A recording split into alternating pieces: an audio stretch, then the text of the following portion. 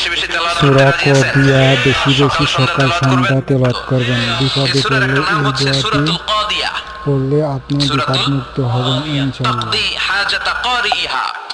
যে এই সূরা তেলাওয়াত করে ওই তেলাওয়াতকারীর যে হাজত আছে, প্রয়োজন আছে, এই সূরার বরকতে আল্লাহ তার প্রয়োজন পূরণ করে দেয়। এজন্য বিশ্বনবী বলতেন এই সূরার নাম সূরাতুল কাদিয়া, মানুষের হাজত পূরণ করে দেয়। এই সূরা তেলাওয়াত করে যদি আপনি আল্লাহর কাছে কোনো বিপদ থেকে পানা চান অথবা কোনো প্রয়োজন নিয়ে দোয়া করেন, সূরার বরকতে প্রয়োজনটা পূর্ণ করে দেয় কে? কেউ যেটা পারে না, পারে কে? আরেকটা নাম আছে সূরার, সেটা হচ্ছে সূরাতুল আযীমা, সুমহান সূরা। সুমহান সূরা, এটা যেন তেন সূরা নয়, এটা তো কোরআনের কলব। তার মানে এক নম্বরে পেলাম সূরাতুল কাদিয়া, দুই নম্বরে পেলাম সূরাতুল আযীমা, তিন নম্বরে সূরার আরেক নাম হলো সূরাতুল মুইম্মা। সূরাতুল মুইম্মা। মুইম্মার দুই অর্থ। এক অর্থ হচ্ছে